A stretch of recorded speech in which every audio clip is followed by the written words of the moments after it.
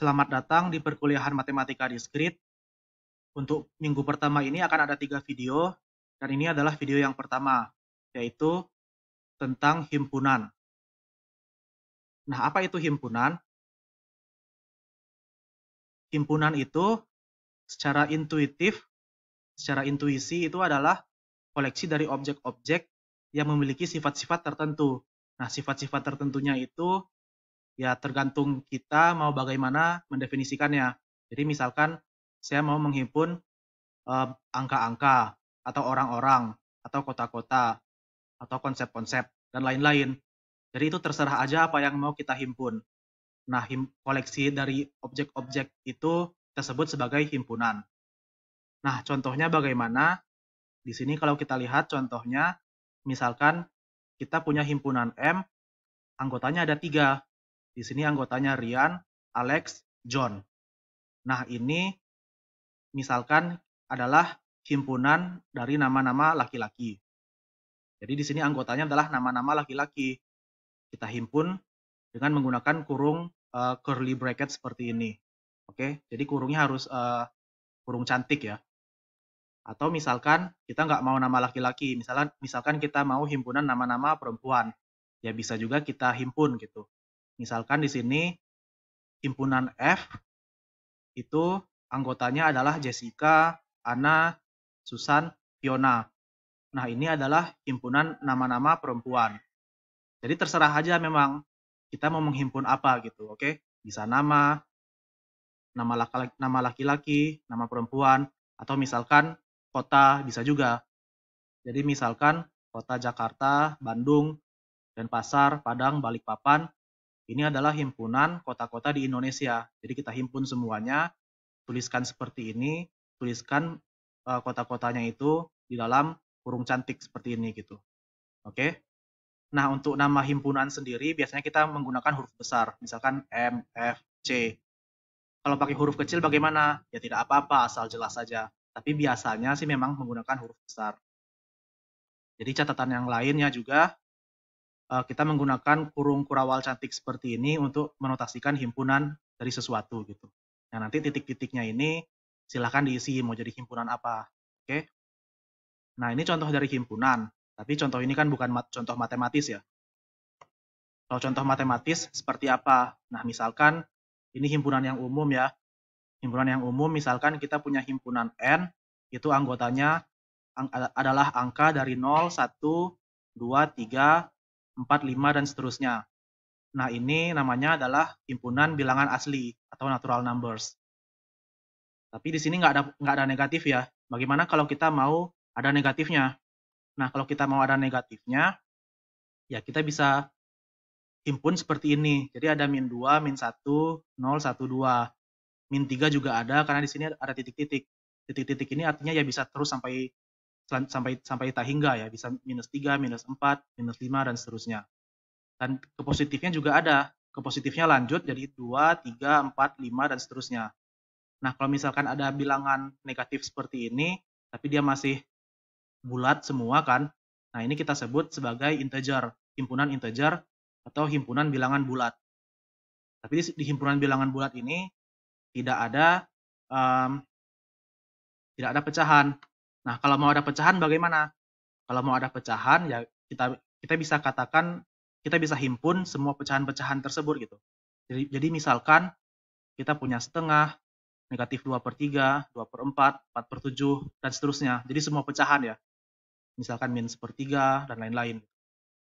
Nah, himpunan bilangan pecahan ini kita sebut sebagai himpunan bilangan rasional. Oke. Nah, tapi kan ada bilangan yang tidak bisa dituliskan dalam bentuk pecahan. Misalkan apa? Misalkan akar 2 atau pi. Nah, bagaimana cara kita menuliskan semua bilangan yang rasionalnya ada, pecahannya ada, negatifnya ada, bilangan positifnya ada. Tapi yang tidak bisa dibentuk pecahan juga ada kayak pi dan akar 2. Nah, itu bisa kita himpun. Nah, himpunannya itu namanya R. Ini adalah himpunan semua bilangan asli. Istilahnya seperti itu. Oke, jadi ya ini beberapa contoh himpunan yang sering kita gunakan di pada perkuliahan ini. Khususnya bilangan asli dan bilangan bulat. Karena bilangan asli dan bilangan bulat ini diskrit. Oke. Nah, sekarang beberapa konsep di himpunan. Jadi yang pertama, kesamaan suatu himpunan. Nah, di sini kalau misalkan kita punya dua buah himpunan A dan B, oke? Kalau kita punya dua buah himpunan A dan B, kita katakan dua buah himpunan tersebut sama.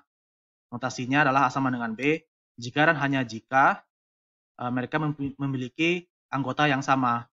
Nah, jadi di sini contohnya, misalkan dua himpunan ini ya. Jadi kalau kita lihat di sini, uh,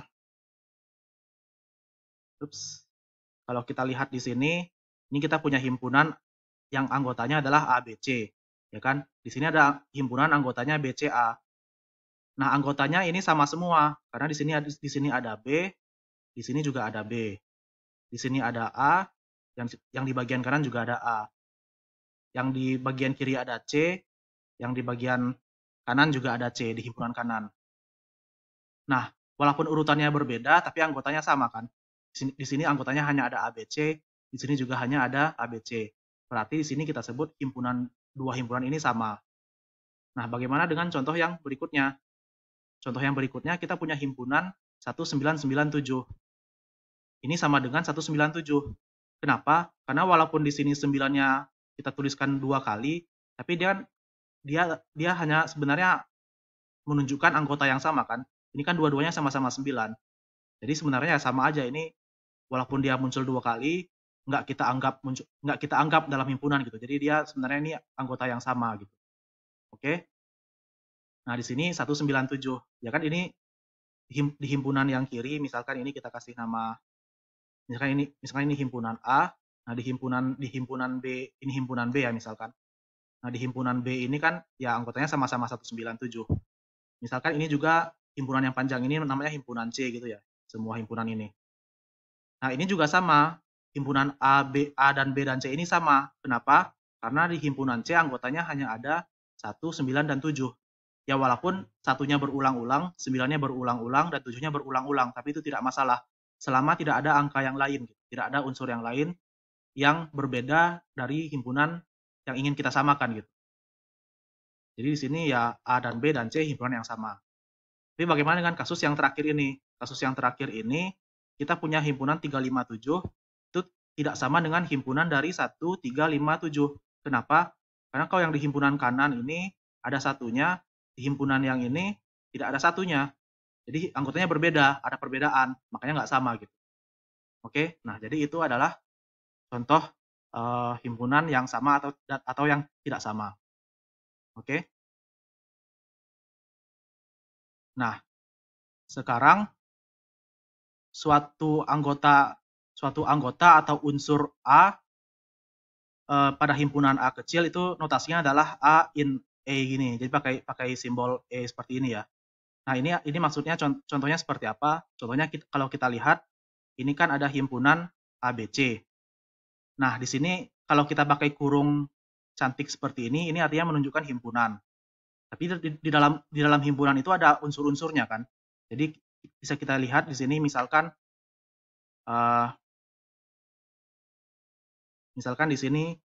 di sini A ini itu adalah anggota himpunan dari ABC.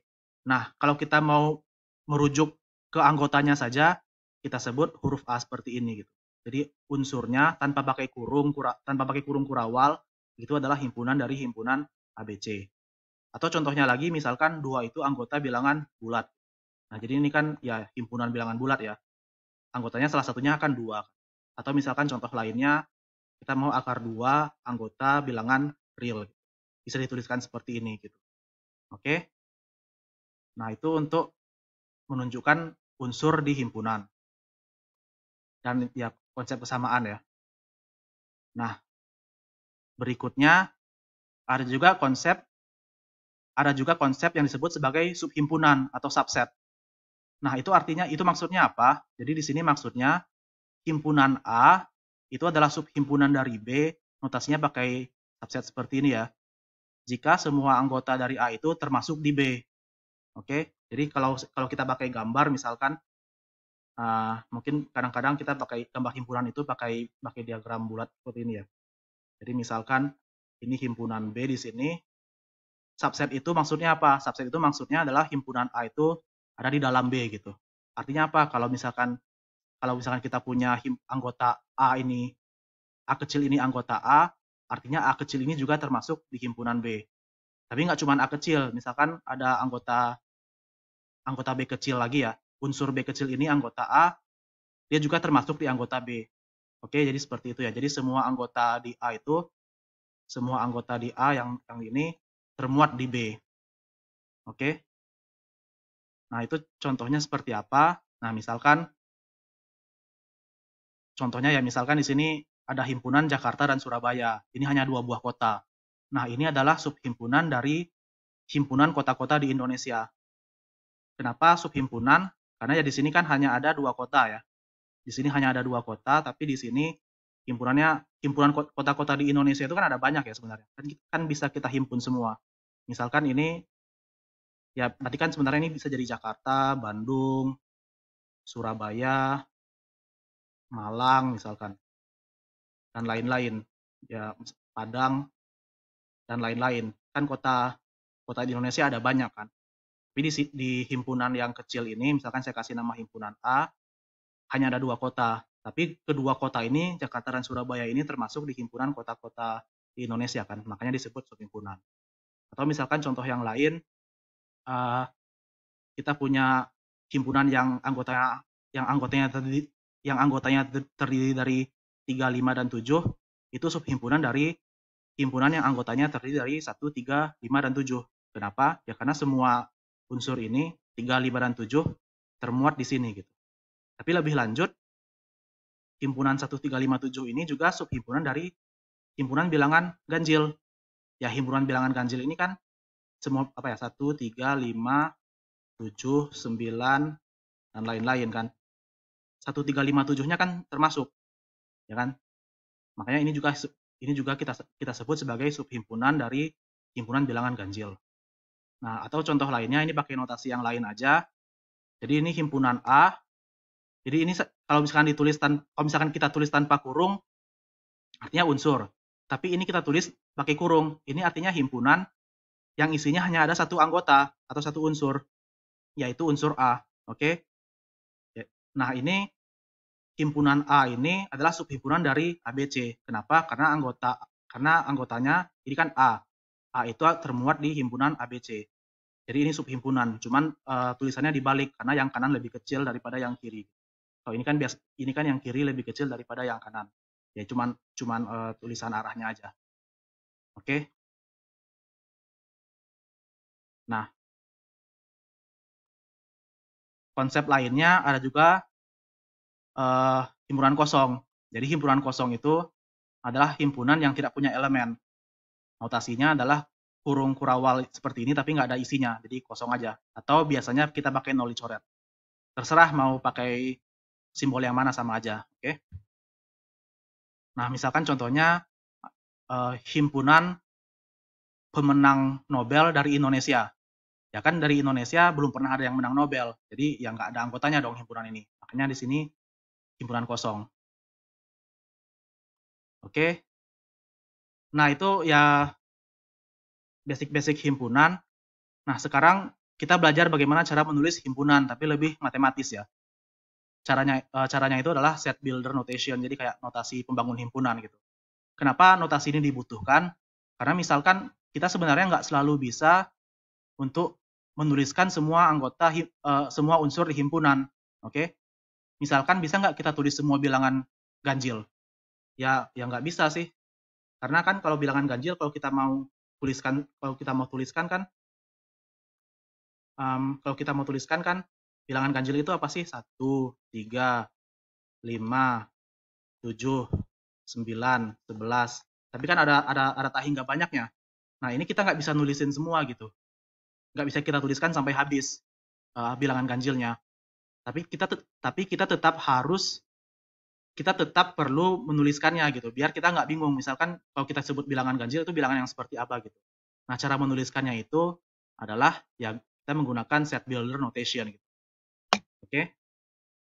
Nah, biasanya set builder notation itu bentuk penulisannya seperti ini. Jadi kita mendeskripsikan properti dari unsur-unsur di himpunan tersebut gitu. Jadi biasanya kita menggunakan kalau dalam bahasa Inggris seperti ini. Jadi A itu adalah himpunan semua objek X yang mana X memenuhi atau X adalah sesuatu gitu. Jadi memenuhi properti yang kita inginkan. Misalkan A adalah semua bilangan X di mana X bilangan ganjil gitu. Nah, kira-kira seperti itu gitu. Oke, jadi itu adalah set builder notation. Nah, contohnya seperti apa? Di sini contohnya misalkan X itu adalah mahasiswa di Matematika Diskrit BM 2019.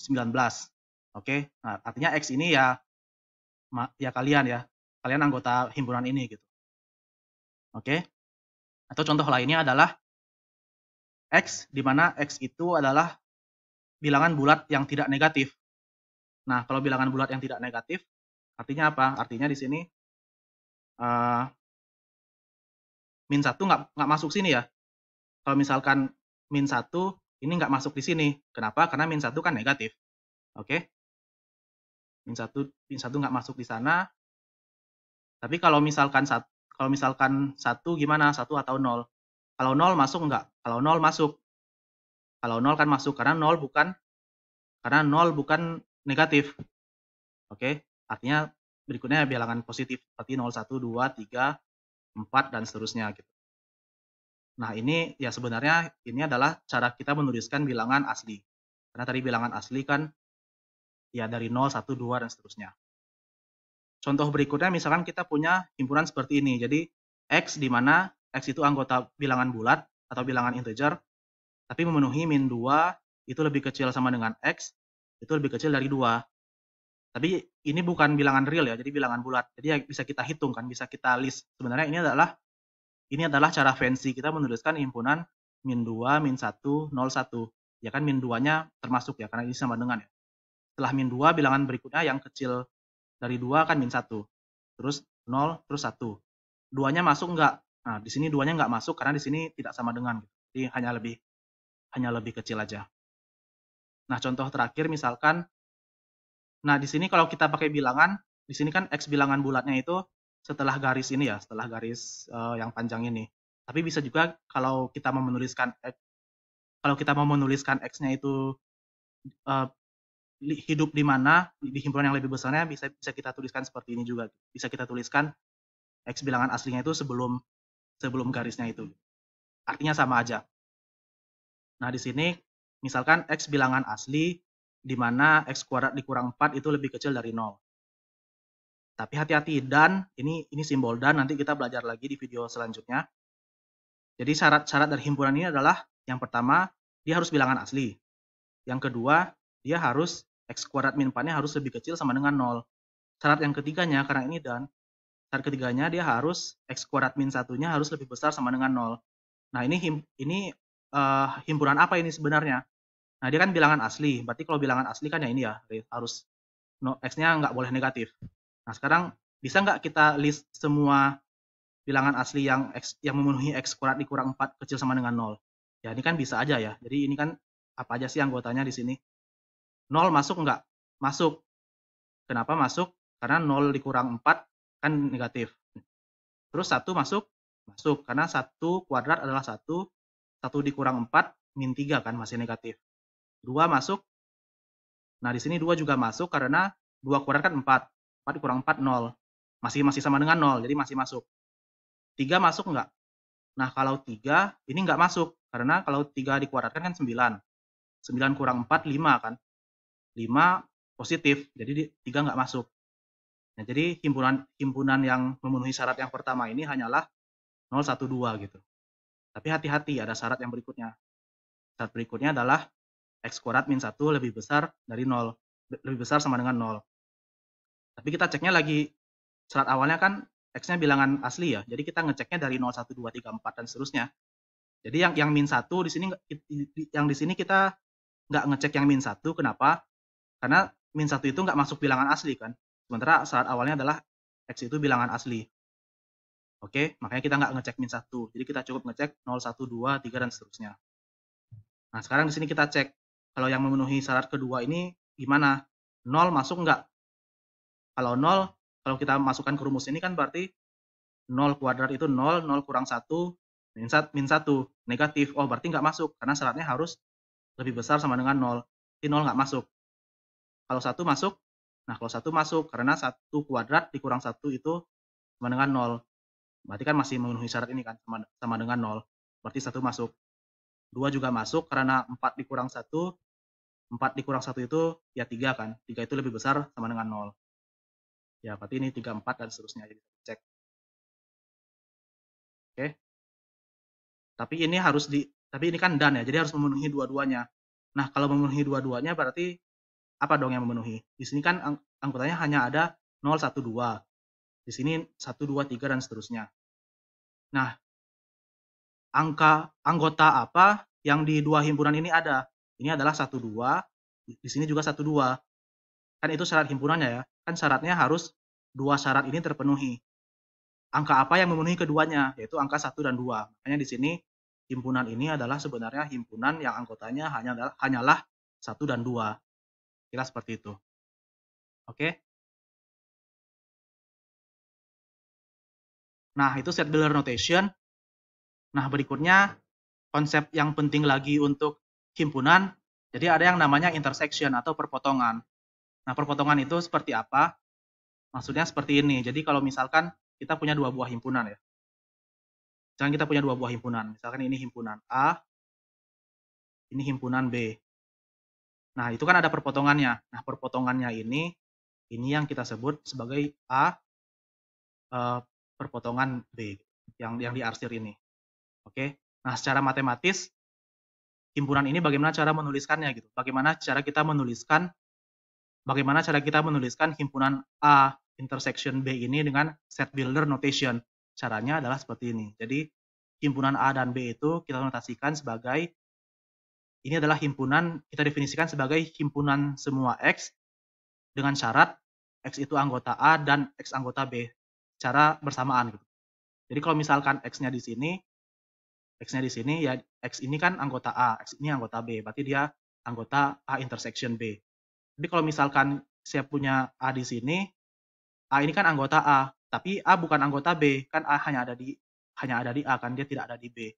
Artinya di sini A bukan anggota A intersection B gitu. Jadi kalau dalam kasus ini A bukan anggota dari A intersection B. Kira-kira seperti itu. Oke. Nah, contoh intersection itu seperti apa? Ya sebenarnya kalau kita lihat tadi, contoh yang tadi ini bisa kita tuliskan dalam perpotongan dua himpunan sebenarnya yang contoh terakhir ini. Jadi kalau kita lihat misalkan ini himpunan A dengan syarat dia itu bilangan anggota A itu adalah X itu bilangan asli dan memenuhi syarat X kuadrat dikurang 4 kecil dari 0. Nah, ini kan tadi udah kita hitung kalau anggota A ini sebenarnya adalah 0, 1, 2. Ini kan syarat yang pertama ini ya. Syarat yang pertama ini tadi. Oke.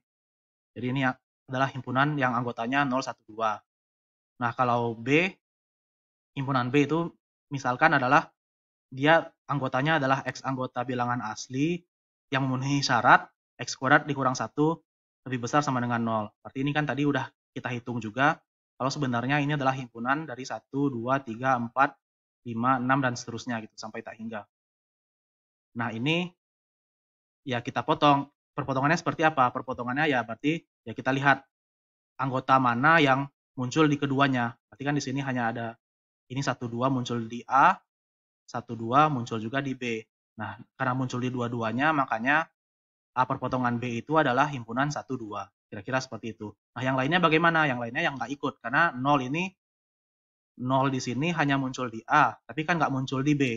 Makanya dia bukan anggota perpotongannya. Kalau 3 dan 4 ini dan seterusnya juga dia hanya muncul di B, tapi nggak muncul di A. Makanya mereka bukan anggota A perpotongan B. Oke, jadi ini ya hanya anggota A perpotongan B dalam contoh ini hanyalah 1 dan 2 gitu. Oke. Nah, kalau ada perpotongan, berikutnya ada gabungan. Nah, jadi di sini gabungan dua himpunan itu seperti apa maksudnya? Nah, jadi lagi-lagi kalau misalkan kita punya himpunan Misalkan ya kalau kita pakai diagram, misalkan ini himpunan A, ya kan? Ini himpunan B. Kalau perpotongannya kan tadi di sini. Ini kan tadi perpotongannya kan, ya kan? Ini perpotongannya. Kalau gabungannya gimana? Kalau gabungannya ya semua ini gitu, digabung. Oke? Semua anggota di sini kita gabung. Nah, itu adalah gabungannya. Nah, kalau kita pakai set builder notation, bagaimana? Nah, kalau pakai set builder notation, kita bisa tuliskan seperti ini. Jadi, A gabung B itu anggotanya adalah X, yang syaratnya adalah X itu anggota A, atau X itu anggota B. Ya kan? Kenapa atau? Ya karena di sini kalau kita lihat kan, misalkan A di sini. Nah, ini warnanya nggak kelihatan. Pakai kuning. Misalkan A di sini. Wah, nggak kelihatan juga. Pakai hitam kali ya. Ya misalkan A di sini. Kelihatan ya. Kalau A anggota A, walaupun dia bukan anggota B, tapi kan dia tetap anggota gabungan keduanya kan. Jadi perbedaannya dengan intersection seperti itu gitu. Jadi nggak harus di perpotongannya, tapi asalkan dia ada di salah satu asalkan anggotanya ada di salah satu himpunan, yaitu udah masuk gabungan gitu. Oke. Nah, itu gabungan ya. Nah, contohnya seperti apa? Nah, di sini contohnya, nah saya pakai contoh himpunan AB yang sama seperti tadi. Jadi ini himpunan A yang tadi, ya kan syaratnya masih sama, berarti ini tadi adalah 012. B ini tadi himpunan yang tadi juga di contoh intersection ini ya. B-nya himpunan yang sama, ini kan himpunannya tadi kan 1, 2, 3, 4 dan seterusnya. Nah, ini gabungannya seperti apa ya? Ini salah ketik ya. Ini A gabung B itu himpunan yang seperti apa? Ya kita gabungkan aja sih. Kita gabungkan aja semuanya gitu. Berarti himpunan ini digabung himpunan yang B ini kan 1-2-nya sama ya. Kalau yang sama jangan ditulis 2 kali, tetap aja kita tulis sekali gitu. Makanya di sini hanya ditulis sekali. Tapi yang tidak ada kayak 0 gitu. 0 kan hanya ada di A. Ya tetap kita tulis gitu karena dia kita gabungkan gitu. Tetap kita tulis 0-nya, terus 3, 4 dan seterusnya ini bagaimana? Ya kita tetap kita tuliskan gitu. Karena kita mau gabungannya. Nah, makanya kita dapat untuk kasus ini, untuk contoh ini, hasil gabungan dari A dan B adalah 0, 1, 2, 3, 4, dan seterusnya. Ya, ini kan lagi-lagi sebenarnya ini adalah bilangan asli. Oke? Ya, jadi untuk video pertama sampai di sini, berikutnya kita akan lanjut di video kedua.